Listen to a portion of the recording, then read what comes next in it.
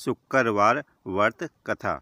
एक बुढ़िया थी, उसका एक ही पुत्र था। बुढ़िया पुत्र के विवाह के बाद बहू से घर के सारे काम करवाती, परंतु उसे ठीक से खाना नहीं देती थी। यह सब लड़का देखता पर माँ से कुछ भी नहीं कह पाता। बहू दिन भर काम में लगी रहती, उपले थापती, रोटी रसोई करती, बर्तन साफ करती, कपड़े धोती और इसी में उसका सारा समय बीत जाता। काफ़ी सोच विचार कर एक दिन लड़का माँ से बोला, माँ मैं परदेश जा रहा हूँ। माँ को बेटे की बात पसंद आ गई तथा उसे जाने की आज्ञा दे दी। इसके बाद वह अपनी पत्नी के पास जाकर बोला, मैं परदेश जा रहा हूँ, अपनी कुछ निशानी दे दो। बहू बोली, मेरे पास तो निशानी देने योग्य कुछ भी नहीं है। यह कहकर वह पति के चरणों में गिरकर रोने लगी। इससे पति के जूतों पर गोबर से सने हाथों से छाप बन गई। पुत्र के जाने के बाद सास के अत्याचार बढ़ते गए। एक दिन बहू दुखी हो मंदिर चली गई। वहां उसने देखा कि बहुत सी स्त्रियां पूजा कर रही थी। उसने स्त्रियों से व्रत के बारे में जानकारी ली तो वे बोली कि हम संतोषी माता का व्रत कर रही हैं, इससे सभी प्रकार के कष्टों का नाश होता है। स्त्रियों ने बताया, शुक्रवार को नहा धोकर एक लोटे में शुद्ध जल ले गुड़ चने का प्रसाद लेना तथा सच्चे मन से माँ का पूजन करना चाहिए। खटाई भूल कर भी मत खाना और न ही किसी को देना। एक वक्त भोजन करना। व्रत विधान सुनकर अब वह प्रति शुक्रवार को संयम से व्रत करने लगी।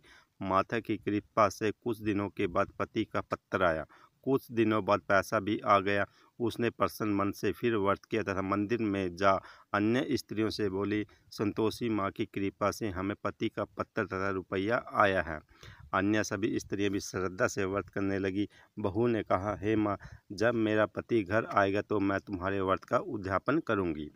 अब एक रात संतोषी माँ ने उसके पति को स्वप्न दिया और कहा कि तुम अपने घर क्यों नहीं जाते। तो वह कहने लगा, सेठ का सारा सामान अभी बिका नहीं, रुपया भी अभी नहीं आया है। उसने सेठ को स्वप्न की सारी बात कही तथा घर जाने की इजाज़त मांगी, पर सेठ ने इनकार कर दिया।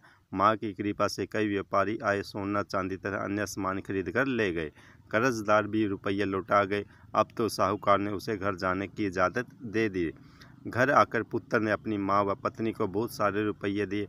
पत्नी ने कहा कि मुझे संतोषी माता के व्रत का उद्यापन करना है।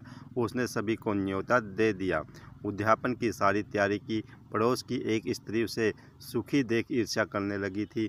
उसने अपने बच्चों को सिखा दिया कि तुम भोजन के समय खटाई जरूर मांगना। उद्यापन के समय खाना खाते खाते बच्चे खटाई के लिए मचल उठे तो बहू ने पैसा देकर उन्हें बहलाया।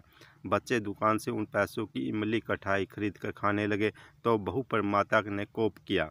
राजा के दूत उसके पति को पकड़ कर ले जाने लगे तो किसी ने बताया कि उद्यापन में बच्चों ने पैसों की इमली खटाई खाई है।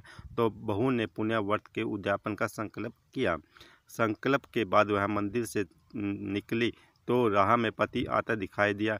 पति बोला, इतना धन जो कमाया है उसका कर राजा ने मांगा था। अगले शुक्रवार को उसने फिर विधिवत व्रत का उद्यापन किया। इससे संतोषी माँ प्रसन्न हुई। 9 माह बाद चांद सा सुंदर पुत्र हुआ। अब सास बहू तथा बेटा माँ की कृपा से आनंद से रहने लगे।